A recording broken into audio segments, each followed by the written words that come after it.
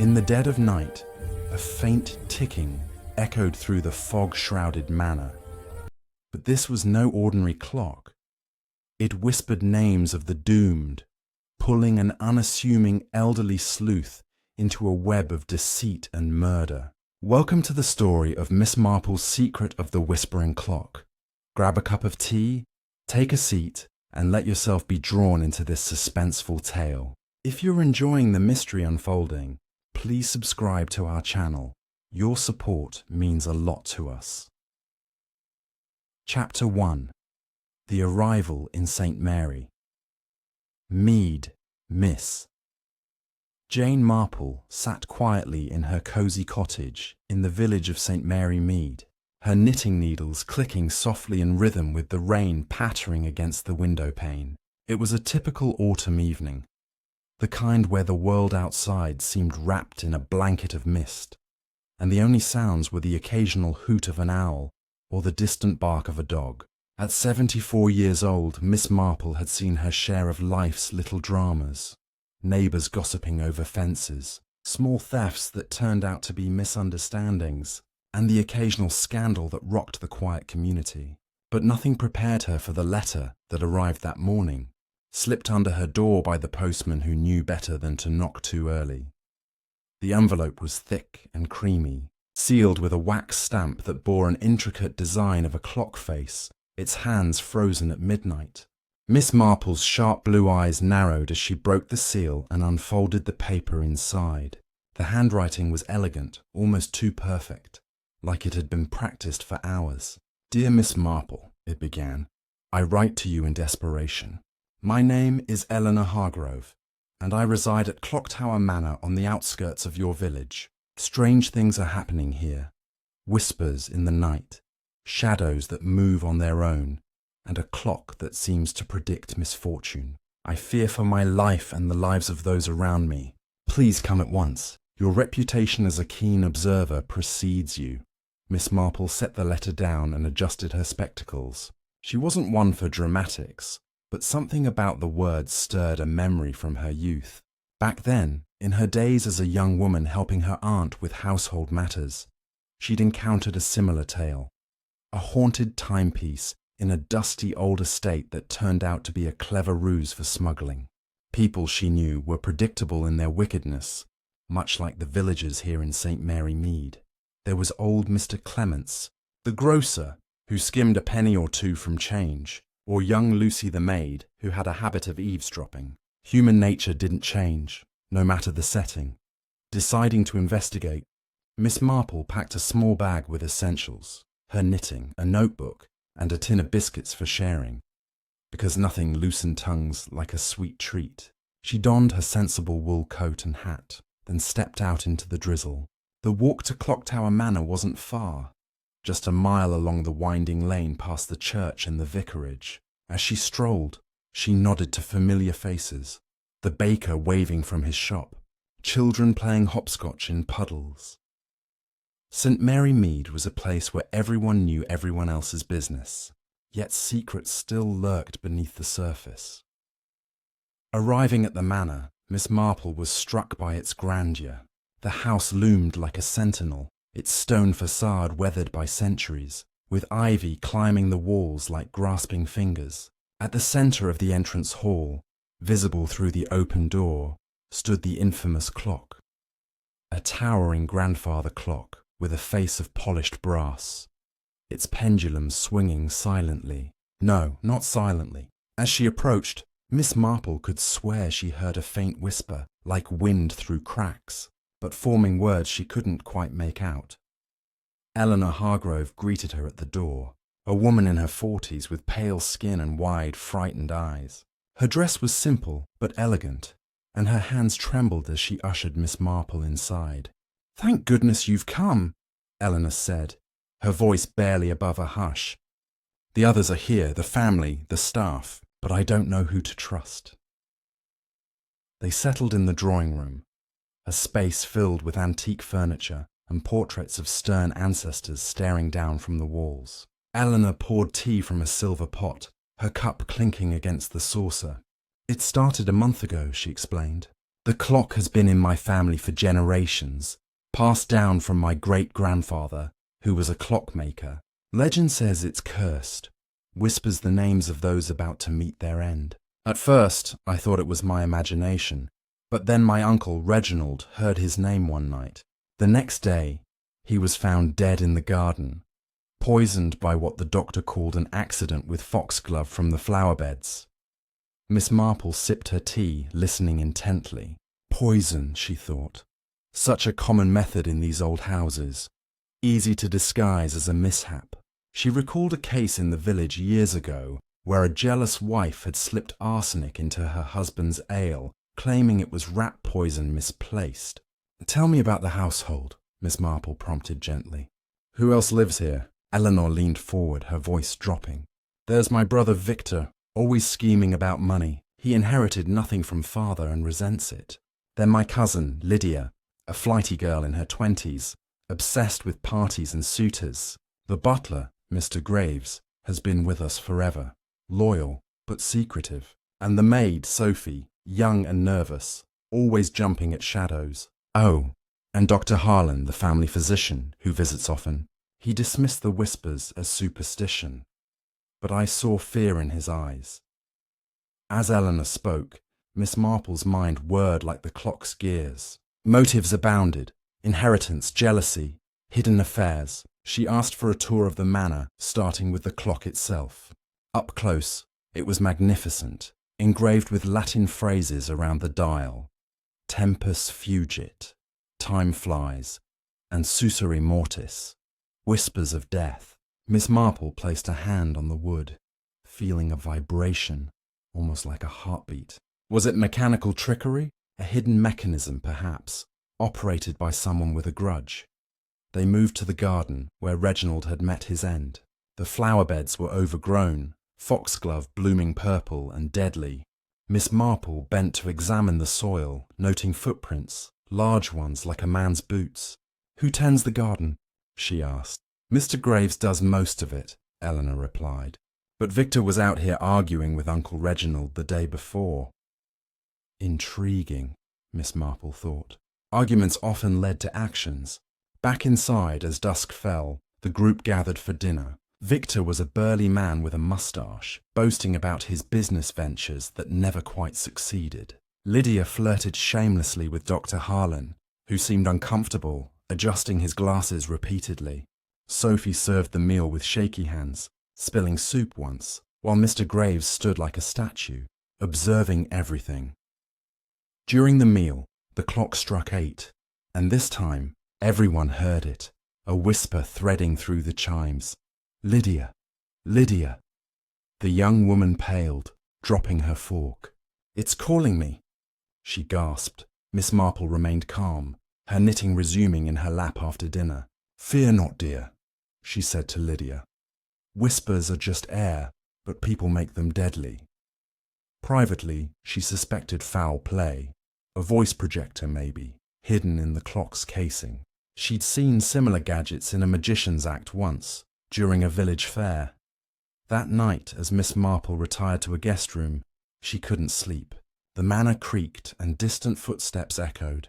Slipping out, she crept to the clock, armed with a small toolkit from her bag, a habit from her inquisitive days. Prying open a panel, she found wires and a small speaker cleverly installed. Someone modern had tampered with the antique. But before she could investigate further, a scream pierced the night from Lydia's room. Rushing there with the others, they found the girl unconscious, a vial of poison clutched in her hand. Foxglove extract. Dr. Harlan pronounced it a suicide attempt. But Miss Marple spotted inconsistencies. The vial was clean, no fingerprints smudged, and Lydia's door had been locked from outside. As the household buzzed with panic, Miss Marple gathered her thoughts. This was no curse. It was calculated murder in the making. Who benefited? Victor, perhaps, as next in line for the estate. Or Eleanor, hiding debts?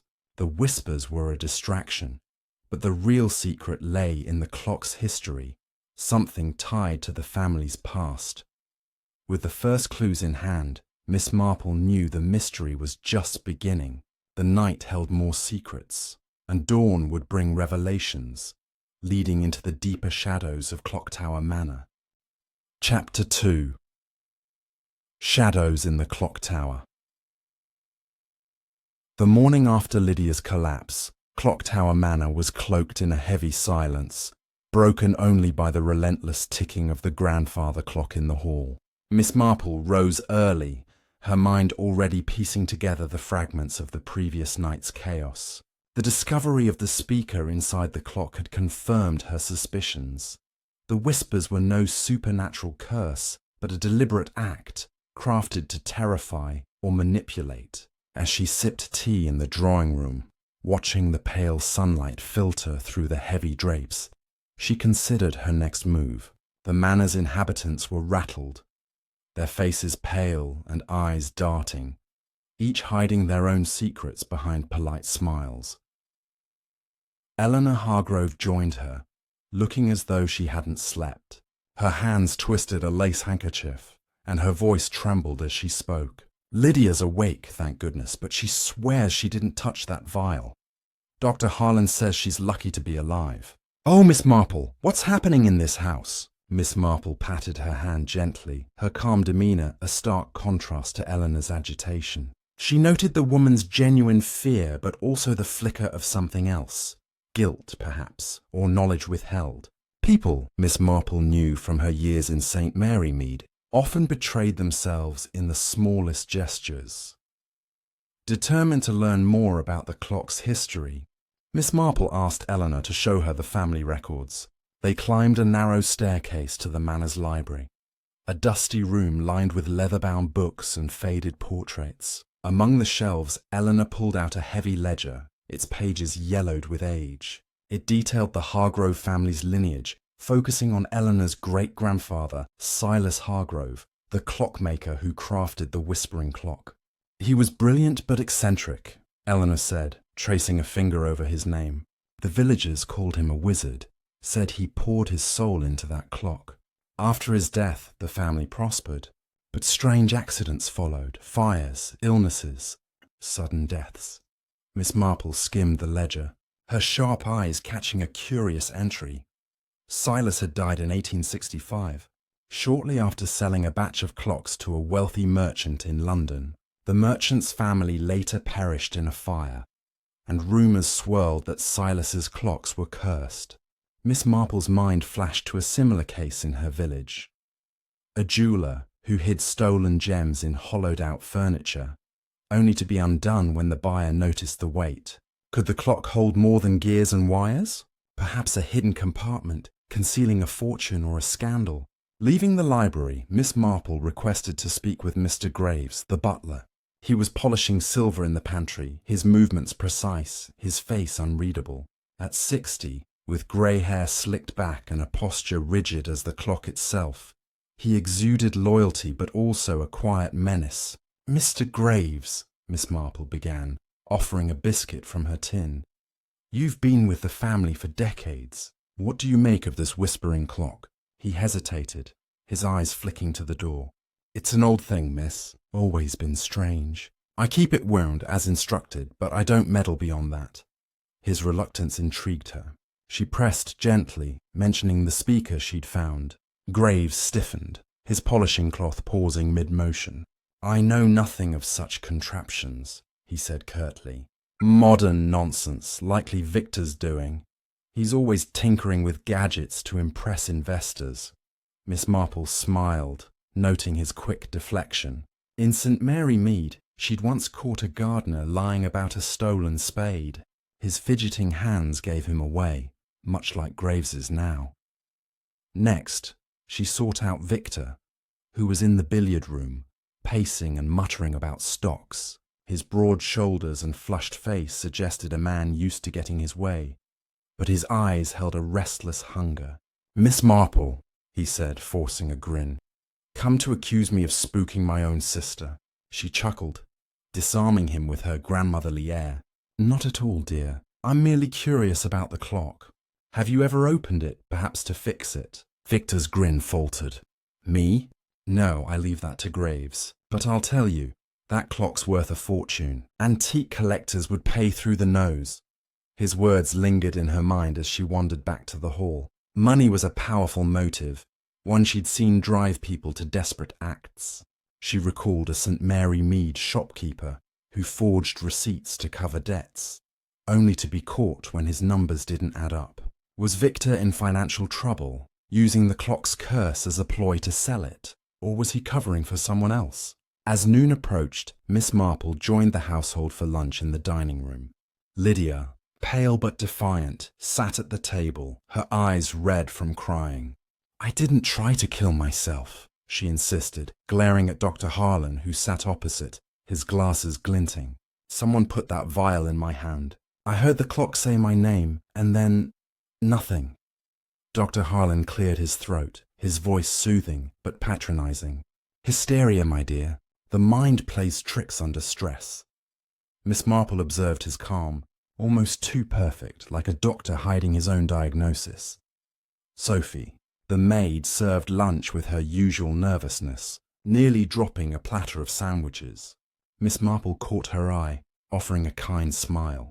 "Sophie, dear, did you hear the clock last night?" The girl froze, her apron twisting in her hands. I don't know, ma'am. I was in my room. But I heard footsteps, late, near the clock." Her voice dropped to a whisper. "I think someone's sneaking about at night." The meal was interrupted by a loud chime from the clock, its pendulum swinging heavily. This time the whisper was unmistakable, drifting through the room like a cold breeze. "Victor! Victor!" He stood abruptly, his chair scraping the floor. "This is nonsense!" he roared, storming toward the clock. Before anyone could stop him, he yanked open its front panel, revealing the maze of gears and something else. A small, leather-bound notebook tumbled out, landing at his feet. Miss Marple's heart quickened. She reached for the notebook before Victor could, her fingers brushing against its worn cover. Inside were pages of cramped handwriting, Silas Hargrove's notes, detailing the clock's creation. But one word stood out, scrawled in red ink: inheritance. The room fell silent, all eyes on the notebook. Eleanor gasped. Lydia whimpered, and Victor's face turned ashen. Miss Marple tucked the notebook into her bag, her mind racing. The clock wasn't just a machine. It was a key to the Hargrove family's past, possibly tied to a fortune or a feud. She needed to study the notes, but first she had to watch the household. Someone had placed that vial in Lydia's hand, and someone was controlling the clock's whispers. The footsteps Sophie heard suggested a nighttime prowler, and Miss Marple intended to catch them. As the day waned, she resolved to stay vigilant. The manor's shadows were growing longer, and the clock's ticking seemed louder, almost mocking. Whatever secrets Silas Hargrove had hidden, they were stirring trouble now, and Miss Marple was determined to uncover them before the clock whispered another name. Chapter 3. The Notebook's Secrets. The afternoon light cast long shadows across Clock Tower Manor's parquet floors as Miss Marple sat in her guest room, the leather-bound notebook open on her lap. The ticking of the grandfather clock echoed faintly through the walls, a constant reminder of the mystery at hand. She adjusted her spectacles, her fingers tracing Silas Hargrove's spidery handwriting. The word inheritance, in red ink, had sent a chill through the dining room earlier, and now, alone with the notebook, Miss Marple felt the weight of its implications. In St. Mary Mead, she'd once unravelled a family dispute over a hidden will tucked inside a Bible. Old papers, she knew, often held the key to long-buried motives. The notebook detailed Silas's work on the whispering clock, describing it as his masterpiece, built not just to tell time, but to guard the family's legacy. One passage caught her eye. The heart of the clock hides what the heart of the family seeks. Only the worthy shall find it. Cryptic but suggestive. Miss Marple suspected a hidden compartment, perhaps containing documents or valuables tied to the Hargrove fortune. Another entry mentioned a feud with Silas's brother Thomas, who vanished after a dispute over their father's estate. Could the clock conceal evidence of that conflict, still fueling grudges today? She closed the notebook, tucking it safely into her bag, and decided to observe the household more closely. Descending to the drawing room, she found Eleanor pacing, her face drawn. "Miss Marple, that notebook. Did it say anything about the curse?" she asked, her voice tight. Miss Marple smiled gently. "Not a curse, dear, but a puzzle. Silas was a clever man, and clever men love their secrets." Eleanor nodded, but her eyes darted toward the clock in the hall, as if expecting it to speak. Victor was outside, smoking a cigar on the terrace, his earlier bravado replaced by a nervous energy. Miss Marple joined him, offering a biscuit. "You seemed upset by the notebook, Mr. Hargrove," she said lightly. He snorted, exhaling a cloud of smoke. "It's just old rubbish. Father always said Silas was mad, hiding things in that clock to torment us. If there's money in it, I'd sell the blasted thing tomorrow." His tone was defiant, but his hands shook slightly. Miss Marple noted it, recalling a St. Mary Mead farmer who lied about selling stolen livestock. His trembling hands had betrayed him too. Next, she sought out Lydia, who was in the conservatory, surrounded by wilting ferns. The young woman was wrapped in a shawl, her face still pale from the previous night's ordeal. "I'm not mad," Lydia said before Miss Marple could speak. "I didn't take that poison. Someone wants me gone, like Uncle Reginald." Her eyes filled with tears, but there was a defiance in her voice. Miss Marple patted her arm. "I believe you, dear. Tell me, have you ever seen anyone tampering with the clock?" Lydia hesitated, then whispered, "Once, I saw Mr. Graves near it at night, holding a screwdriver. I thought he was fixing it, but he looked guilty." This aligned with Sophie's mention of nighttime footsteps. Miss Marple decided to inspect the clock again, this time with more purpose. She returned to the hall, where the clock stood like a silent sentinel. Its brass face gleamed, the Latin inscriptions, Tempus Fugit and Sussurri Mortis, seeming to mock her. Kneeling carefully, her joints protesting, she examined the base. A faint seam suggested a hidden panel, but it was locked tight. She'd need tools, or perhaps a key hidden elsewhere in the manor. As she stood, Dr. Harlan appeared, his medical bag in hand. "Miss Marple, poking about the clock again?" he said, his tone jovial but his eyes sharp. "Just admiring its craftsmanship," she replied, her voice mild. "You've been here often, Doctor. Any thoughts on these whispers?" He adjusted his glasses, a habit Miss Marple had noticed when he was uneasy. "Superstition? Nothing more. People hear what they want to hear." His dismissal was too quick, and Miss Marple wondered if he knew more about the poisonings than he let on. Dinner that evening was tense. The household gathered around the long oak table. Sophie served a simple meal of roast chicken, her hands steadier, but her eyes darting to the clock every few minutes. Mr. Graves stood by the door, his expression unreadable, while Victor drank heavily, his laughter forced. Lydia picked at her food, and Eleanor kept glancing at Miss Marple, as if seeking reassurance. The clock chimed 9, and again a whisper threaded through the air. "Eleanor, Eleanor." The room froze. Eleanor's fork clattered to her plate, and she clutched her chest, gasping. Miss Marple remained calm, her knitting needles clicking softly. "Stay steady, dear," she said, her voice soothing. "It's a trick, nothing more." But privately, she was alarmed. The whispers were escalating, targeting the family one by one. She suspected the speaker was controlled remotely, perhaps by someone in the room. Dr. Harlan rushed to Eleanor's side, checking her pulse, but Miss Marple noticed his hands lingered a moment too long, his face too composed. After dinner, she cornered Sophie in the kitchen, where the maid was washing dishes. "Sophie, those footsteps you heard, where exactly were they?" The girl glanced around nervously. "Near the back staircase, ma'am, the one leading to the attic. I didn't dare follow." Miss Marple nodded, her mind turning to the attic. Old houses like this often hid secrets in their upper rooms, letters, trinkets, or clues to past betrayals. She resolved to explore it that night. As the manor settled into darkness, Miss Marple crept upstairs, her flashlight casting a narrow beam. The back staircase was narrow and creaky, smelling of dust and neglect. At the attic door, she found it unlocked, which surprised her. Someone had been here recently.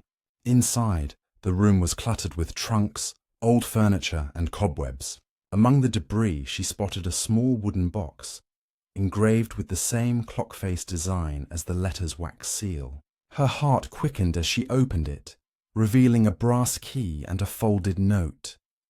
The note, in Silas's handwriting, read, "To the worthy, the clock reveals all.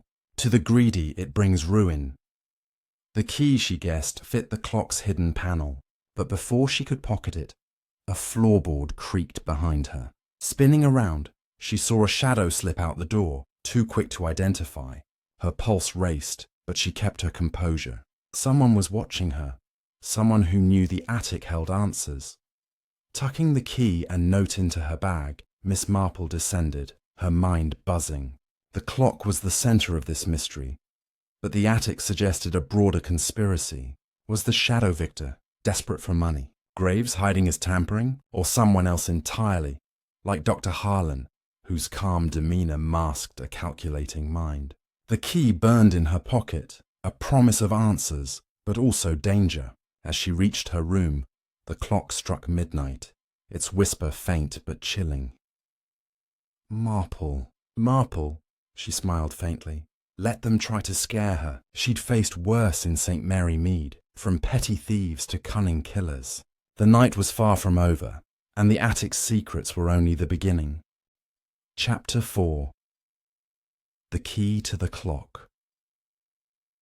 The whisper of her own name from the clock lingered in Miss Marple's mind as she sat by her guest room's window, the brass key from the attic glinting in her hand. The manor was quiet now, save for the ever-present ticking that seemed to pulse through the walls. Outside, the moon cast a silvery glow over the garden, where foxgloves swayed like silent conspirators. Miss Marple's thoughts churned. The key, she was certain, unlocked the clock's hidden panel, and the note's warning. To the greedy, it brings ruin, hinted at a prize worth killing for. In St. Mary Mead, she'd once solved a theft by noticing a child's muddy shoes near a locked shed. Small clues, she knew, led to big truths. Determined to test the key, Miss Marple waited until the household was asleep. At 2 a.m, she slipped into the hall, her flashlight's beam cutting through the darkness. The grandfather clock loomed ahead, its brass face almost menacing in the dim light. Kneeling, she traced the seam she'd noticed earlier at the base. The key fit perfectly, clicking as it turned. The panel slid open, revealing a narrow compartment. Inside was a velvet pouch, heavy with something solid, and a folded letter sealed with the same clock face wax as Eleanor's invitation. Miss Marple pocketed both, her heart steady despite the creak of a floorboard somewhere upstairs. She closed the panel and retreated to her room, locking the door. Opening the pouch, she found a sapphire pendant, its facets catching the lamplight like trapped stars. The letter, in Silas Hargrove's hand, was addressed to "My heirs." It read, "The pendant is the heart of the Hargrove legacy, a gift from a nobleman for my finest clock. Its value is immense, but its curse is greed. Keep it hidden, or it will destroy you." Miss Marple's lips pursed.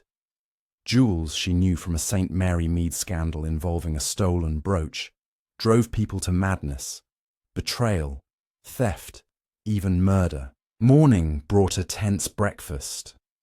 Victor was absent, reportedly nursing a headache, while Lydia sat silently, her eyes fixed on her plate.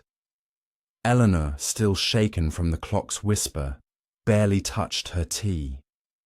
Dr. Harlan was overly cheerful, making small talk about the weather, but Miss Marple noticed his glances toward the clock. Mr. Graves served with his usual precision, though his eyes lingered on her as if sensing her discovery. Sophie, clearing plates, dropped a spoon, her nerves betraying her again. Miss Marple decided to probe further.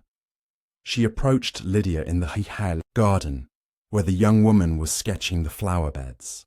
"Lydia, dear," she began, her tone soft, "have you ever heard of a family jewel? Perhaps a sapphire?" Lydia's pencil froze, her face paling. "Grandfather mentioned a pendant once, said it was hidden for our protection. Victor's been obsessed with finding it, says it could save his debts." Her voice trembled. "Do you think that's why someone tried to poison me?" Miss Marple patted her hand, her mind racing. Victor's financial troubles made him a prime suspect, but the speaker in the clock suggested technical skill, perhaps Graves with his screwdriver, or even Dr. Harlan, who had access to poisons. She needed to test the household. At lunch, she casually mentioned finding something curious in the clock, watching their reactions. Eleanor gasped. Victor, now present, gripped his glass tightly, and Dr. Harlan's smile faltered. Graves remained impassive, but Sophie's hands shook as she poured water. That afternoon, Miss Marple visited the village to consult the local historian, Mrs. Pennyworth, a friend from St. Mary Mead's knitting circle. Over tea in her cluttered parlour, Mrs. Pennyworth shared rumours about the Hargrove pendant. It was a gift from a duke, they say, worth a fortune. Silas hid it after Thomas, his brother, tried to steal it. Some say Thomas was killed for it, though his body was never found. Miss Marple nodded, recalling the ledger's mention of Thomas's disappearance. A family feud, a hidden jewel, motives were piling up. Back at the manor, she noticed tension rising. Victor argued loudly with Eleanor in the study, his voice carrying through the door. "If there's a jewel, it's mine by right." Eleanor's reply was sharp. "You'd sell our heritage for a quick profit." Miss Marple lingered nearby, knitting in the hall, her ears sharp. When Victor stormed out, he nearly bumped into her, muttering an apology. His breath smelled of whiskey and his eyes were bloodshot. As evening fell, Miss Marple decided to set a trap. She let slip to Mr. Graves that she'd hidden a valuable find in her room, hoping to lure the culprit. That night, she left her door unlocked, her knitting needles at the ready, not as weapons, but as tools to keep her hands busy while she listened. Around midnight, the floor creaked outside. A shadow paused at her door, then moved toward the clock. Slipping out, Miss Marple followed, her slippers silent on the rug. In the hall, she saw a figure, too tall for Sophie, too slight for Victor, fiddling with the clock's panel. The figure turned, and the flashlight caught Dr. Harlan's face, his glasses glinting. "Miss Marple," he stammered. "I was just checking the mechanism." She raised an eyebrow. "At midnight, Doctor, with a screwdriver?" Before he could answer, a crash came from upstairs. Sophie's scream. Rushing to the maid's room, they found her clutching a broken lamp, a man's figure fleeing down the back staircase. "Victor," Miss Marple thought, recognizing his broad silhouette. Sophie sobbed. "He was in my room looking through my things." Miss Marple calmed her, piecing it together. Dr. Harlan at the clock, Victor searching rooms, both hunting the pendant. But were they working together? Or was someone else pulling strings, using the clock's whispers to sow chaos? As the household gathered, accusations flying, Miss Marple clutched the pendant in her pocket. The clock chimed 1, its whisper faint but clear. "Graves! Graves!" The butler's face remained stone, but his knuckles whitened. Miss Marple's mind whirred. The sapphire was the key, but the clock's mechanism and its controller held the truth. She needed to uncover the mastermind before the next whisper became a death sentence. Chapter 5. The Midnight Confrontation. The echo of Sophie's scream still hung in the air as Miss Marple stood in the dimly lit hallway of Clock Tower Manor, the grandfather clock's latest whisper. Graves, Graves, ringing in her ears. The butler, Mr. Graves, stood rigid among the gathered household, his face a mask of calm, but his clenched fists betrayed him. Miss Marple's sharp eyes missed nothing. In St. Mary Mead, she'd once caught a poacher by noticing his muddy boots at a church social. Here, Graves's tension suggested he knew more than he let on. The sapphire pendant hidden in her pocket felt heavier with each passing moment, its value a magnet for greed and danger. Dr. Harlan, still flustered from being caught at the clock, adjusted his glasses and insisted on checking Sophie's nerves. "She's had a fright, nothing more," he said.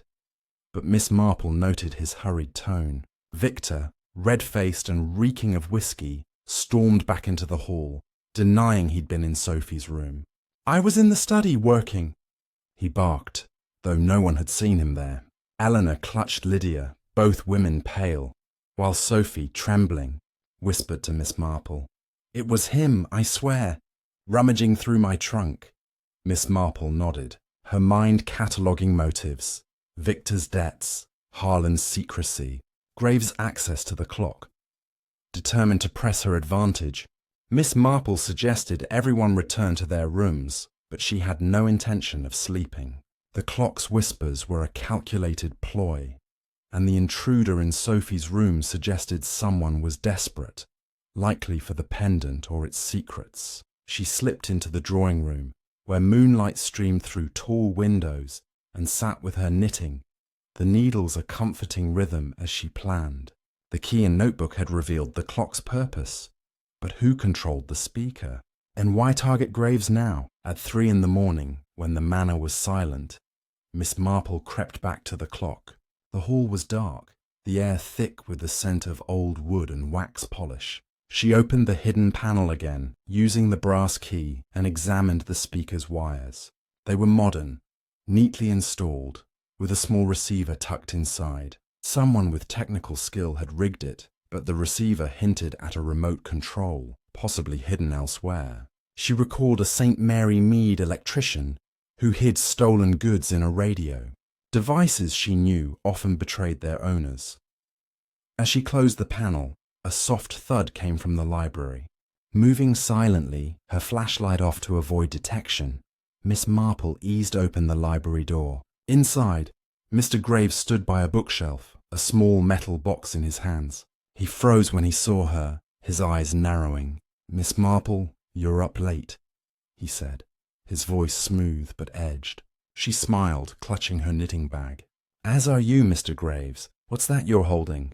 He hesitated, then opened the box, revealing a tiny remote with buttons labelled for names. Reginald, Lydia, Eleanor, Victor, and now Graves. "It's not what you think," he said quickly. "I found this in the attic, hidden in a trunk. Someone's been using it to torment the family." Miss Marple raised an eyebrow. "And you didn't report it?" Curious for a loyal butler. Graves's jaw tightened. "I've served the Hargroves for 30 years. I wanted to protect them, find the culprit myself. The clock's always been trouble. Silas's obsession ruined this family." His words held a hint of truth, but Miss Marple sensed a half-lie, like a villager claiming innocence while hiding stolen apples. Before she could press further, a shadow moved outside the library window. Miss Marple's heart skipped, but she kept her voice steady. "We're not alone, Mr. Graves." He spun, dropping the remote, which clattered to the floor.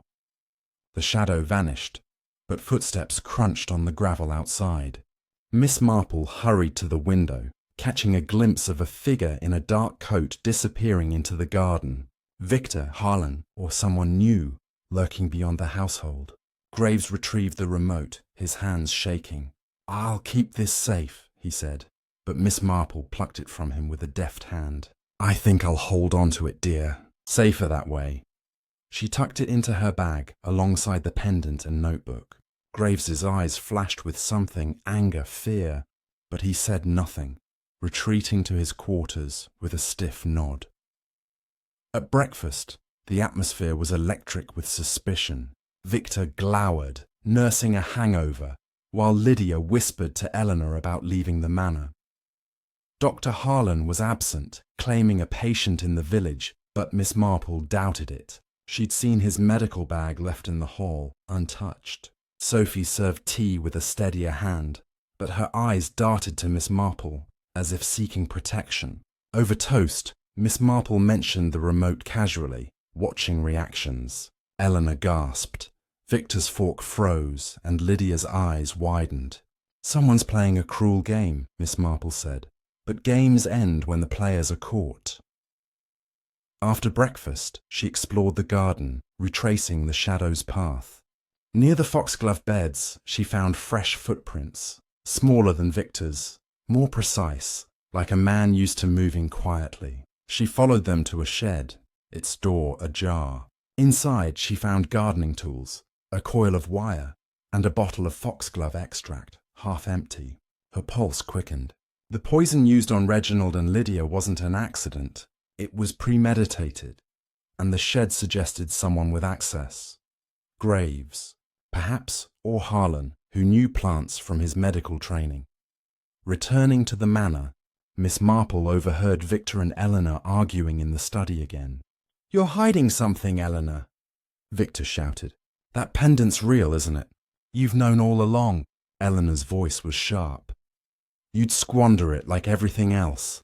Miss Marple lingered, knitting in the hall, her ears attuned. The pendant was no secret now, but who else knew its hiding place? As dusk fell, she examined the remote, its buttons worn from use. It was sophisticated, likely custom-made, pointing to someone with resources. Victor, perhaps, or Harlan, who could afford such gadgets. She needed to test her theory. At dinner, she announced she'd hidden the pendant in the library. A lie to draw out the culprit. The clock chimed 8, its whisper silent for once, but the tension was palpable. Victor's eyes darted to Eleanor. Harlan, back early, adjusted his glasses, and Graves served with a slight tremor. That night, Miss Marple stayed awake, her door cracked open. At midnight, footsteps crept toward the library. She followed, her flashlight ready. Inside, she found Dr. Harlan, rifling through bookshelves, his face pale in the moonlight. "Looking for something, Doctor?" she asked, stepping forward. He jumped, a small vial slipping from his pocket. Foxglove extract, identical to the shed's. Before he could speak, the clock struck 1, its whisper chilling. "Harlan. Harlan!" Miss Marple's mind raced. The doctor was cornered, but was he the mastermind or a pawn in a larger scheme? The night's shadows held more answers, and she was closing in. Chapter 6. The Doctor's Deception. The grandfather clock's whisper of Harlan. Harlan hung in the air as Miss Marple stood in the moonlit library, facing Dr. Harlan. The vial of foxglove extract lay on the floor between them, its contents glinting like a confession. Dr. Harlan's glasses reflected the dim light, his usual composure replaced by a flicker of panic. Miss Marple's calm gaze held him steady, her years in St. Mary Mead sharpening her instinct for spotting lies, like the time she'd caught a vicar's wife hiding stolen church funds in a hymn book. The doctor's presence in the library, hunting her fabricated pendant, confirmed he was no innocent bystander. "Dr. Harlan," Miss Marple said softly, her voice like a gentle trap. "Searching for a jewel at this hour suggests more than curiosity." He stammered, adjusting his glasses. I was only looking for medical records. The family's health history, you see, for Lydia's recovery." His excuse was flimsy, and Miss Marple's smile didn't waver. "With a vial of poison in your pocket? Come now, dear, the truth serves better." Harlan's shoulders slumped, but his eyes darted to the door, as if calculating an escape. Before he could move, Miss Marple stepped closer, clutching her knitting bag, where the pendant, remote, and notebook were safely tucked. "The clock's whispers," she continued, "are no curse. Someone's using a device, and that vial links you to the poisonings. Why don't we talk?" Harlan hesitated, then sighed, sinking into a chair. "I'm not the villain here," he muttered. "I found the vial in the shed weeks ago after Reginald's death. I suspected foul play but kept quiet to protect Eleanor. She's fragile." Miss Marple raised an eyebrow. Protecting Eleanor or himself? She recalled a St. Mary Mead chemist who claimed innocence while selling dodgy tonics. Self-preservation often wore a noble mask. "And the clock?" she pressed. Harlan shook his head. "I know nothing about its mechanics. I heard the whispers, like everyone. But I thought it was Victor, playing tricks to scare Lydia out of her inheritance." His voice held a hint of truth, but Miss Marple sensed gaps, details he wasn't sharing. Their conversation was cut short by a creak from the hall. Miss Marple turned, her flashlight catching a glimpse of Sophie, wide-eyed, at the library door. "I couldn't sleep, ma'am," the maid whispered. "I heard voices." Miss Marple nodded, gesturing for her to join them. Sophie's presence shifted the mood. Harlan stiffened, as if her nervous energy threatened his story. "Sophie," Miss Marple said kindly, "you mentioned footsteps near the attic. Have you seen Dr. Harlan there?" The maid shook her head, but her hands twisted her apron. "Not him, ma'am, but I saw Mr. Graves with papers, burning them in the garden 2 nights ago." This was new. Graves, the silent butler, destroying evidence. Miss Marple filed it away, her mind turning to the remote she'd taken from him. The clock's whispers were controlled, but by whom?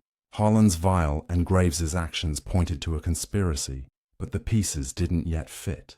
She excused Sophie, who scurried off and turned back to Harlan. "Doctor, stay in your room tonight. We'll speak again." He nodded, his face pale, and left, the vial still on the floor. Miss Marple pocketed it, evidence for later. At dawn, she examined the vial in her room. It matched the one found with Lydia, its label handwritten, precise.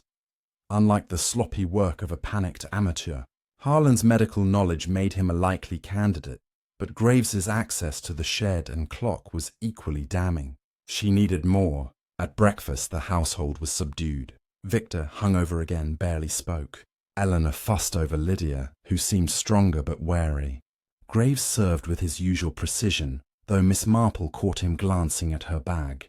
Harlan was absent, claiming another village call, but Miss Marple suspected he was avoiding her. She decided to confront Graves directly. Finding him in the pantry, polishing silver, she held up the remote. "Mr. Graves, this device controls the clock's whispers. You claimed you found it, but it's been used recently. Care to explain?" His eyes narrowed, but his voice remained steady. "I told you, miss. I found it in the attic. I kept it to stop the mischief, but someone else got to it first." His calm was unnerving, like a St. Mary Mead gardener who'd denied stealing roses despite petals in his pocket. Miss Marple changed tactics, visiting the shed again. The foxglove extract bottle was gone, moved since her last visit.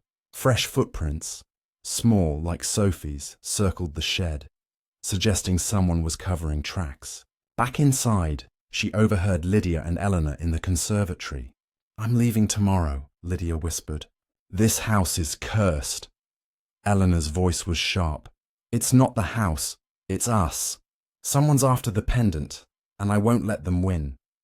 Miss Marple paused, knitting in the hallway. Eleanor's protectiveness was fierce, but was it for the family or the jewel? That afternoon, Miss Marple studied Silas's notebook again. A diagram of the clock showed a second compartment, higher up, near the pendulum. She hadn't checked there, assuming the pendant was the prize. Could it hold another clue? At dusk, she slipped into the hall, opening the clock's upper panel. Inside was a tiny scroll, tied with red ribbon. It read, "The pendant is but the first key. The true treasure lies beneath the manor's heart." Miss Marple's pulse quickened. A treasure below, perhaps a cellar or vault. As she closed the panel, a shadow loomed behind her. Turning, she saw Victor, his face flushed with anger. "You've got it, haven't you? The pendant!" he growled, stepping closer. Miss Marple clutched her bag, her voice calm. "Careful, dear. Accusations don't solve mysteries." Before he could reply, the clock chimed 9, its whisper sharp. "Sophie! Sophie!" Victor froze, and Miss Marple's mind raced.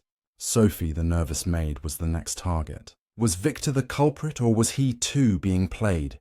Rushing to Sophie's room, Miss Marple found the door ajar, the maid unconscious on the floor, a teacup spilled beside her. The scent of foxglove was faint but unmistakable. Miss Marple's heart sank. The game was escalating, and the true mastermind was still in the shadows, pulling strings with deadly precision. Chapter 7. The poisoned teacup. The faint, bitter scent of foxglove lingered in Sophie's room as Miss Marple knelt beside the unconscious maid, her sharp eyes scanning the scene. The spilled teacup on the floor, its contents staining the rug, told a story of deliberate malice. Miss Marple's heart was steady, honed by years in St. Mary Mead, where she'd unravelled a poisoning case involving a jealous baker spiking pastries with rat poison. The clock's whisper of "Sophie, Sophie" still echoed in her mind, a taunt from someone orchestrating fear and death in Clocktower Manor. She checked Sophie's pulse, weak but present, and called for help, her voice calm but urgent. Eleanor and Lydia rushed in, gasping at the sight.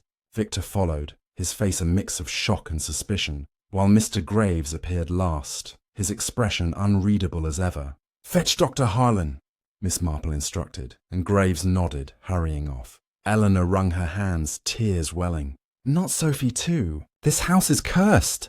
Miss Marple patted her arm, her mind racing. "Not cursed, dear, just manipulated. Someone wants us frightened." She carefully lifted the teacup, noting its delicate pattern, one of a set from the manor's kitchen. Whoever poisoned it had access to the household's daily routines. Dr. Harlan arrived, his medical bag in hand, and quickly administered an antidote. Muttering about foxglove's dangers, Sophie stirred, her eyes fluttering open, and Miss Marple caught a flicker of fear as the maid glanced at Harlan. I only drank tea," Sophie whispered. "It tasted odd." Miss Marple nodded, tucking the teacup into her bag for safekeeping. Harlan's presence at yet another poisoning was no coincidence, but Graves's calm efficiency and Victor's agitation kept them in her sights too. Once Sophie was stable, Miss Marple retreated to the drawing room, her knitting needles clicking as she thought. The scroll's clue, "The true treasure lies beneath the manor's heart," suggested a hidden vault, likely in a cellar. The pendant, remote, vile, and now the teacup were pieces of a puzzle, but the mastermind remained elusive. Was it Harlan with his medical knowledge, Graves with his access and secrets, or Victor driven by debts? Even Eleanor's protectiveness could mask greed, and Lydia's fear might hide cunning. In St. Mary Mead, Miss Marple had once exposed a quiet widow as a blackmailer. Appearances, she knew, were deceptive. She decided to investigate the cellar, mentioned in passing by Eleanor as a storage for old wine and family relics. Slipping downstairs, she found a heavy oak door behind the kitchen, its lock rusted but intact. The brass key from the attic didn't fit, but a hairpin from her bag, used once to pick a St. Mary Mead shed lock, did the trick. The cellar was damp and cold, lined with dusty bottles and crates. In the far corner, a stone slab seemed out of place, its edges worn as if frequently moved. Miss Marple's pulse quickened. This could be the manor's heart.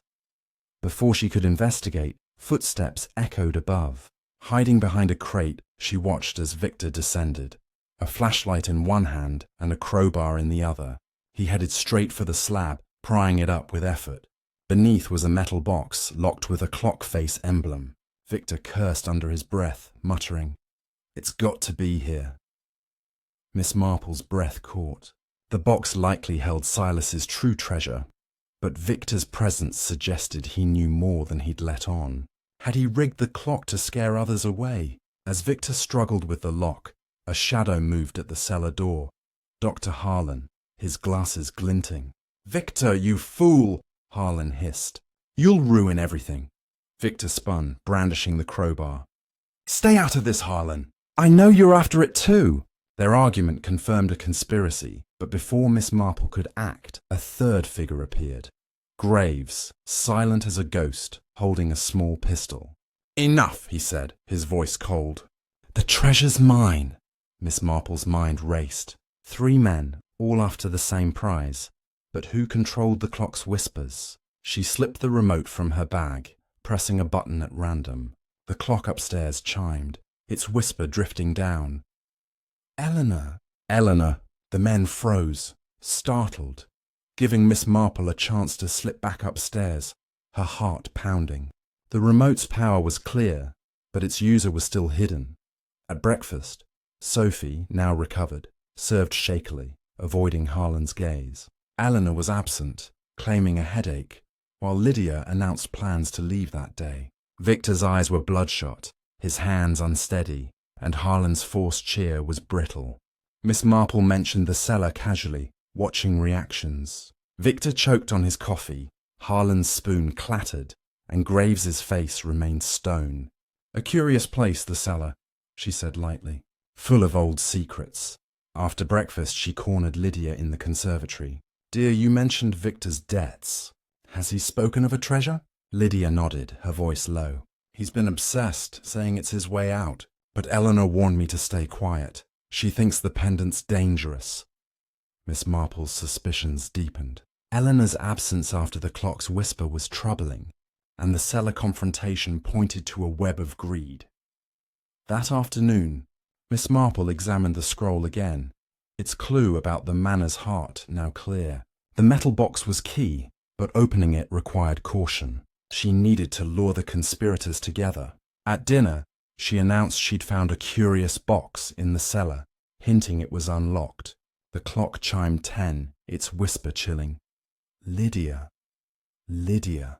The young woman gasped, clutching Eleanor, who'd returned, pale and silent. As night fell, Miss Marple prepared her trap, hiding near the cellar door. The mastermind was close, their motives tied to the treasure and the clock's deadly game. Footsteps approached, and she gripped her flashlight, ready to unmask the truth before another life was lost. Chapter 8. The Cellar's Secrets. The air in Clocktower Manor was thick with tension as Miss Marple crouched near the cellar door, her flashlight dimmed to avoid detection. The clock's latest whisper, "Lydia, Lydia," had sent a fresh wave of fear through the household, and her deliberate mention of a curious box at dinner was bait to draw out the conspirators. Her years in St. Mary Mead had taught her that greed, like a poorly hidden stitch, unravelled under pressure. Once, a village shopkeeper's late-night rummaging had revealed stolen goods. Tonight, she hoped the cellar would expose the mastermind behind the clock's deadly game. The manor was silent, save for the relentless ticking from the hall. Miss Marple's knitting bag, tucked under her arm, held the pendant, remote, vial, notebook, and scroll, clues to a puzzle that pointed to a treasure beneath the manor's heart. The metal box Victor had tried to open in the cellar was key, but the confrontation between him, Dr. Harlan, and Mr. Graves suggested they were all pawns, or perhaps one was the puppet master. Her trap was set. Now she waited. Footsteps approached, cautious and uneven. Peering through the crack in the door, Miss Marple saw Victor descend, his crowbar glinting in the moonlight filtering through a high window. He moved to the stone slab, prying it up with a grunt. The metal box was still there, its clock face emblem catching the light. Before he could touch it, another figure appeared. Eleanor, her nightgown ghostly in the dimness. "Victor, stop!" she hissed. "You'll destroy us all!" He spun, his face twisted with rage. "You've known about the treasure all along, haven't you? Hiding it while I drown in debt." Miss Marple's heart quickened. Eleanor's presence was unexpected. Her absence at breakfast and pale demeanour suggested fear, but now she seemed resolute. Was she protecting the family or the treasure? As the siblings argued, A third figure emerged. Dr. Harlan, his medical bag in hand, his voice low. "You're both fools. The box isn't just money, it's power. Silas rigged it to ruin anyone who opens it unworthily." Miss Marple's mind flashed to the scroll's warning. "To the greedy, it brings ruin." Was the box trapped? Like a St. Mary Mead safe that once injured a thief with a spring-loaded blade? Before she could act, Mr. Graves appeared, his pistol gleaming. "Step away," he said, his voice colder than the cellar air. "The treasure's mine by right. I've served this family, cleaned up their messes, while you squabbled." Victor laughed bitterly. "You, a butler, claiming our legacy?" Graves's eyes narrowed. "Silas was my great-uncle. Thomas, his brother, was my ancestor. The pendant should have been ours, not yours." Miss Marple's breath caught. A hidden lineage explained Graves's loyalty and his obsession with the clock. The standoff was electric, each figure poised for action. Miss Marple slipped the remote from her bag, pressing a button labelled Eleanor. The clock upstairs chimed, its whisper drifting down. "Eleanor! Eleanor!" The group froze, startled, and Miss Marple seized the moment, stepping into the cellar. "Enough," she said, her voice firm despite her age. "The clock's a machine, not a curse. And this box won't open until we know who's poisoning this house." Victor lunged for her, but Graves raised his pistol, stopping him. Eleanor's eyes widened. "Miss Marple, you have the pendant?" she asked, her voice trembling. Miss Marple nodded, holding up the sapphire, its facets glinting. "And the truth. Someone's used foxglove to kill and terrify, rigging the clock to mask their crimes." She turned to Harlan. "Doctor, your vial suggests knowledge, if not guilt." Harlan paled, stammering. "I only kept it to analyze, to protect them." Graves snorted, his pistol steady. "Lies! You've been dosing the tea, Harlan, to scare Lydia and Eleanor away." Miss Marple's eyes narrowed. Graves's accusation was sharp, but his own actions, burning papers, holding the remote, made him suspect. She needed to open the box to see what they all craved. Kneeling by the slab, she used the brass key, hoping it fit. It did, clicking loudly. The box opened, revealing a velvet-lined interior with a single item, a gold locket, engraved with Hargrove and a tiny clock motif. No jewels, no fortune, just a locket. The group gasped, disappointment palpable. "That's it?" Victor roared. "All this for a trinket?" Miss Marple opened the locket, finding a miniature portrait of Silas and a folded note. It read, "The true treasure is loyalty, not gold. Guard the family, not its wealth." Her mind raced. Silas had baited his heirs with tales of riches, but the real prize was a lesson, one they'd failed to learn. As she stood, a shot rang out. Graves had fired, the bullet grazing Victor's arm. Chaos erupted. Eleanor screamed, Harlan dove for cover, and Victor tackled Graves, wrestling for the gun. Miss Marple slipped back to the shadows, clutching the locket. The fight confirmed her suspicions. Graves's claim to the legacy drove his actions. But someone else had rigged the clock and poison. Harlan's vials and nervous glances pointed to him, but Eleanor's sudden courage suggested hidden knowledge. The scuffle ended with Victor pinning Graves, the pistol skidding across the floor. Miss Marple emerged, her voice cutting through the din. "This ends now. The locket proves Silas's intent. No treasure, just a warning against greed. But the poisoner is still among us." She held up the teacup from Sophie's room. "This will tell us who." As the group stared, footsteps echoed above. Lydia, awake and frantic, calling for help. Miss Marple's trap had worked, but the mastermind was still at large, their identity tied to the teacup and the clock's final whisper. The night was far from over, and the manor's heart held one last secret. Chapter 9. The Unmasking. The echo of the gunshot still rang in the cellar as Miss Marple stood firm, clutching the locket and Sophie's poisoned teacup, her sharp eyes scanning the chaos. Victor, blood seeping from his grazed arm, held Mr. Graves pinned to the floor, the butler's pistol just out of reach. Eleanor stood frozen, her face a mask of shock, while Dr. Harlan cowered behind a crate, his glasses askew. Lydia's frantic cries from upstairs cut through the tension, but Miss Marple's focus remained on the group before her. In St. Mary Mead, she'd once unmasked a thief by watching who avoided her gaze during a village meeting.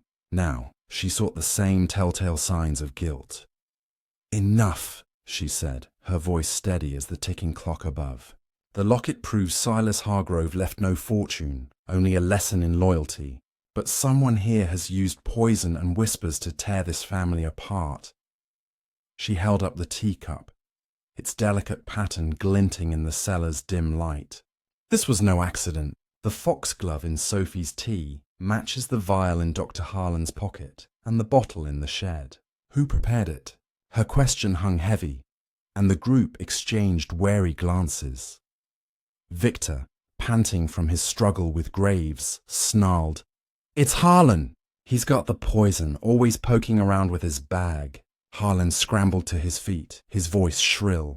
"I told you I found the vial to analyze it. I'm protecting this family." Graves, still pinned, spat, "Lies. Harlan's been dosing the tea to scare us off, wanting the treasure for himself."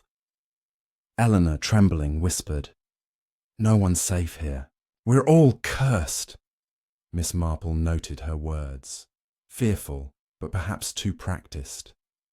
Lydia burst into the cellar, her nightgown dishevelled. "I heard the shot. What's happening?" Her eyes widened at the scene, lingering on the locket in Miss Marple's hand. "Is that the treasure?" Miss Marple shook her head.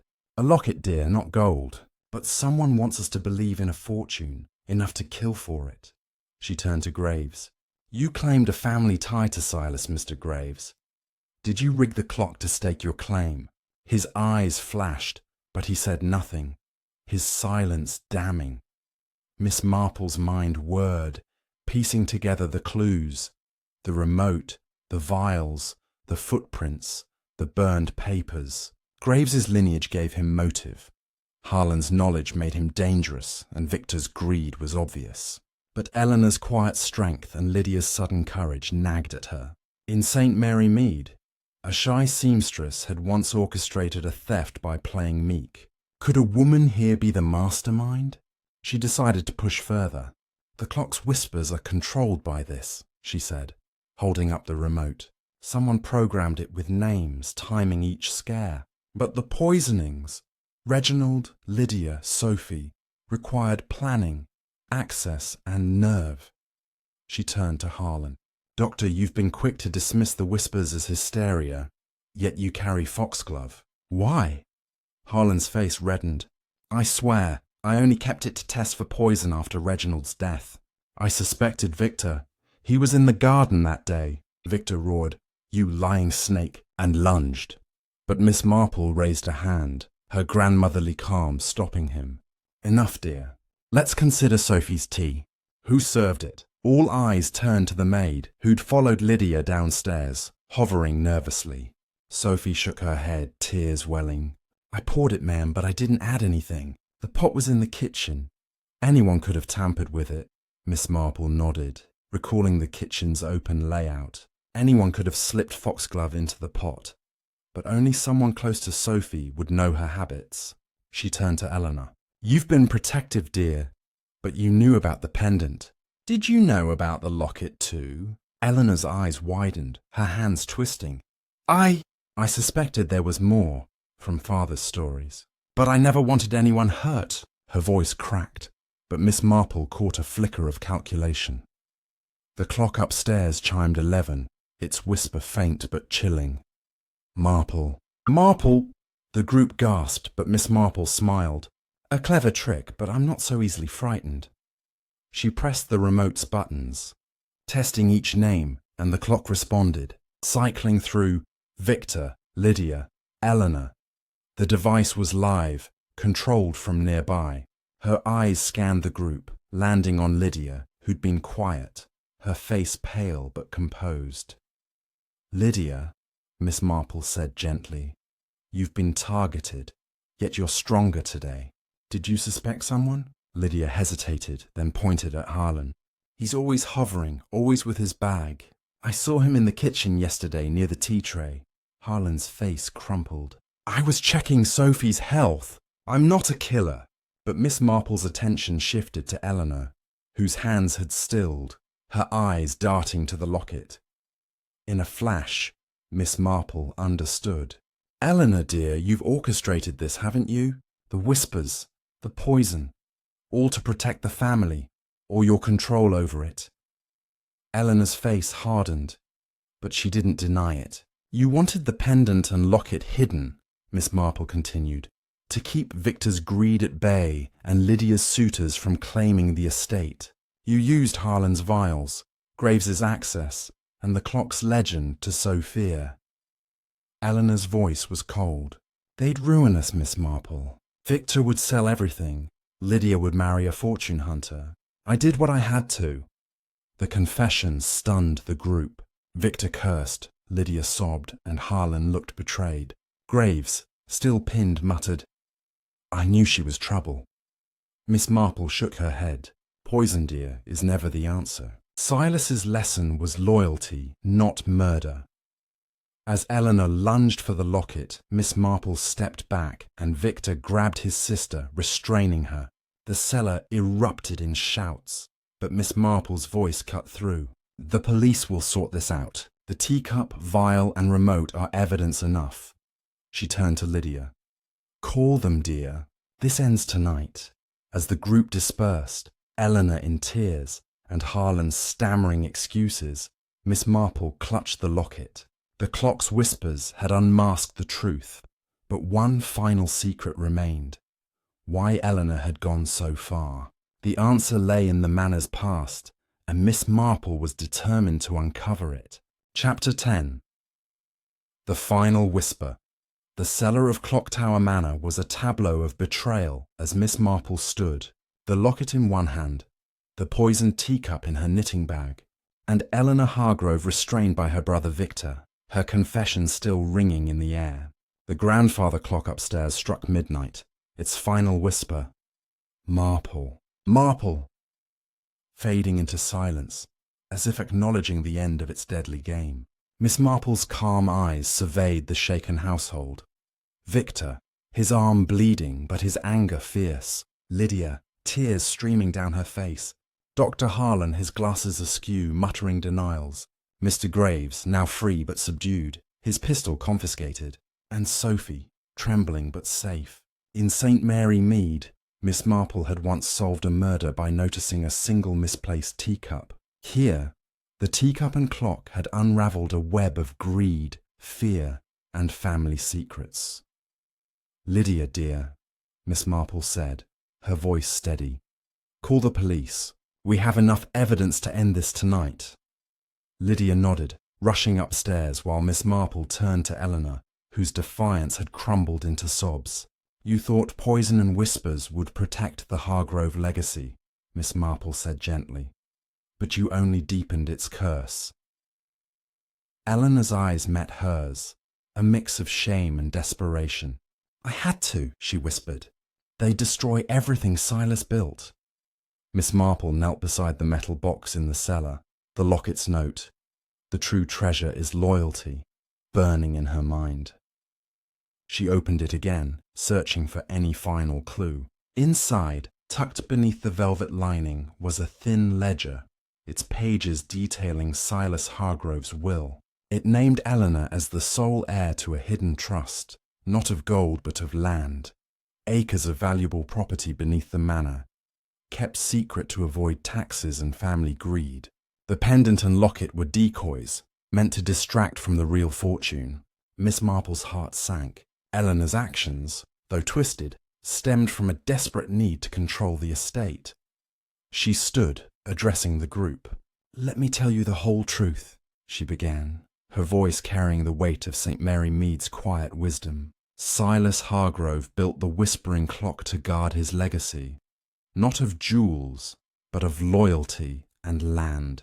The pendant was a lure, the locket a lesson, but the true treasure was a trust hidden in this box, a fortune in property meant for the family's future. Eleanor, you knew this from your father's stories, didn't you? Eleanor nodded, tears falling. I found his notes years ago. Victor would have sold the land. Lydia would have married it away. I had to stop them, Miss Marple continued, piecing it together. You rigged the clock with a modern speaker, using the remote to whisper names, sowing fear to keep everyone in line. You used foxglove from the garden. Reginald's death was no accident, was it? You poisoned him when he threatened to sell the manor. Eleanor's head bowed. He was going to ruin us, she whispered. I slipped foxglove into his tea, thinking it would look natural. And Lydia, Miss Marple pressed. You dosed her to scare her from suitors, locking her door to stage a suicide. Eleanor nodded, her voice breaking. I didn't want her dead, just controlled. Sophie's poisoning, Miss Marple deduced, was a warning. Eleanor had caught the maid eavesdropping on her plans. The teacup, vial and remote were damning evidence, all pointing to Eleanor's calculated scheme. But Dr. Harlan's role puzzled her. Doctor, she said, turning to him, you supplied the foxglove extract, didn't you? Your medical bag, your knowledge of plants, you were Eleanor's accomplice. Harlan's face crumpled. She blackmailed me, he admitted. Years ago, I fudged a patient's records for money. Eleanor found out, forced me to help her. I made the extract, but I never wanted anyone hurt. Miss Marple nodded, recalling a St. Mary Mead doctor who'd hidden a malpractice scandal. Guilt often made pawns of the weak. Mr. Graves's involvement was clearer now. You, Mr. Graves, believed you deserved the legacy through your ancestor Thomas, Miss Marple said. You burned papers to hide your tampering with the clock, hoping to claim the treasure. Graves's jaw tightened. I only wanted what was mine, he muttered. I found the remote in the attic. Used it to scare Victor off. His pistol, Miss Marple realized, was a desperate bid to seize control when the locket appeared. Victor, clutching his arm, growled, You're all mad! I just wanted the money to clear my debts. Lydia, sobbing, added, I never wanted any of this. I just wanted to leave. Miss Marple sighed. The family's greed and fear had fueled Eleanor's plan, turning Silas's lesson into a tragedy. The clock's whispers, a mechanical trick, had amplified their distrust, driving them to betrayal. As police sirens wailed outside, Miss Marple gathered her clues, the pendant, locket, remote, vial, teacup and ledger. Silas wanted unity, she said softly, but you let greed tear you apart. The police will take it from here. Officers stormed in, cuffing Eleanor and Harlan, while Graves surrendered quietly. Victor and Lydia, shaken but free, promised to honour the trust, keeping the land for the family's future. As Miss Marple stepped into the dawn, the manor's shadow behind her, the clock chimed one last time, silent of whispers. She smiled faintly, her knitting bag heavy with evidence. Back in St. Mary Mead, she'd share this tale over tea, a reminder that human nature, like a clock, ticked predictably. Greed, fear, and loyalty always at its core. If you've enjoyed unraveling the secrets of the whispering clock with Miss Marple, please like and subscribe to our channel. Your support means the world to us. Comment below with your thoughts on the mystery and join us for more tales of intrigue.